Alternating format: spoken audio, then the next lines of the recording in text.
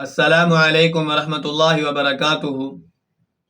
ایک روزے کا فدیہ کتنا ہے 2024 کے اندر، اور روزے کا فدیہ کن لوگوں کو دینا جائز ہے، اور روزے کا فدیہ کون لوگ دے سکتے ہیں؟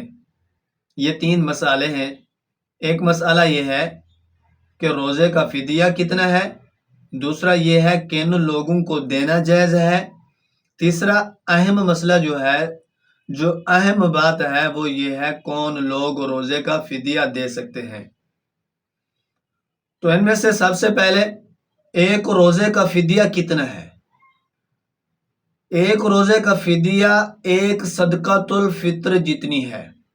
جتنی رقم صدقۃ الفطر کی بنتی ہے اتنی رقم ایک روزے کے فدیے کی بنتی ہے۔ تو صدقۃ الفطر کی قیمت رقم کتنی ہے، اس پر ایک ویڈیو آلریڈی موجود ہے، آپ چینل کو بھی وزٹ کر سکتے ہیں، یا اس ویڈیو کی آخر میں سکرین پر آپ کے سامنے آ جائے گی، آپ اس کو غور سے دیکھ لیجئے گا کہ آپ کو پتہ چل جائے گا اگر گندم کے حساب سے ہم صدقۃ الفطر عطا کرنا چاہیں کتنا ہے، جو کے سبا حساب سے ادا کرنا چاہیں تو کتنا بنتا ہے، کھجور کے اعتبار سے ادا کرنا چاہیں تو کتنا بنتا ہے، کشمش کے اعتبار سے ادا کرنا چاہیں تو کتنا بنتا ہے۔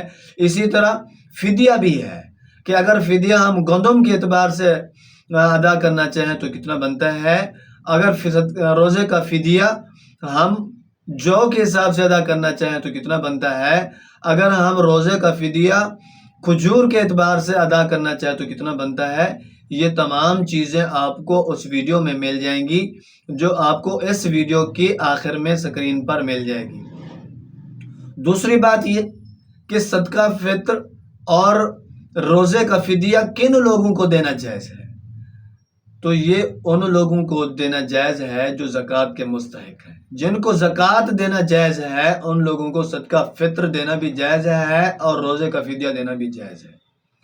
تیسرا اہم مسئلہ کہ روزے کا فدیہ کون لوگ دے سکتے ہیں۔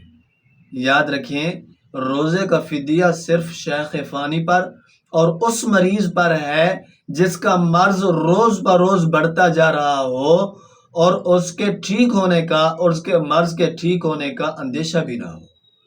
تو شیخ فانی کون ہے؟ شیخ فانی ایسا بوڑھا آدمی ہوتا ہے کہ جو روز بہ روز کمزور ہوتا جا رہا ہے، روزے رکھنے کی اس کو طاقت بھی نہیں ہے، تو یہ شیخ فانی ہے۔ تو اس نے جتنے روزے چھوڑے تو ایک روزے کا فدیہ ایک صدقۃ الفطر، اور جتنے روزے چھوڑے گا ان کو جمع کر لے گا۔ 2 چھوڑے تو 2 روزوں کا فدیہ، 3 چھوڑے 30 چھوڑے تو صدقۃ الفطر اور ان کو جمع کر لے کتنی بنتا ہے۔ تو یہ ان دونوں پر ہے کہ صدقہ دینا، روزے کا فدیہ دینا، روزے کا فدیہ دینا شیخ فانی پر اور ایسے مریض پر جس کے مرض ٹھیک ہونے کا اندیشہ بھی نہ ہو۔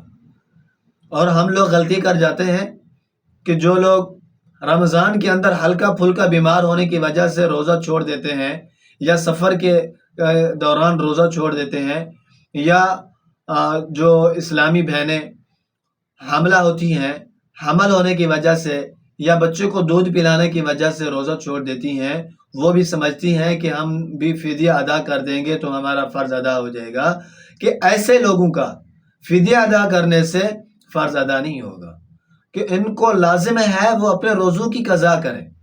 اگرچہ رمضان میں بیمار ہونے کی وجہ سے روزہ چھوڑا، یا سفر کرنے کی وجہ سے روزہ چھوڑا، یا بچے کو دودھ پلانے کی وجہ سے یا حمل کی وجہ سے روزہ چھوڑا، تو فدیہ نہیں، قضا کرنا ہے۔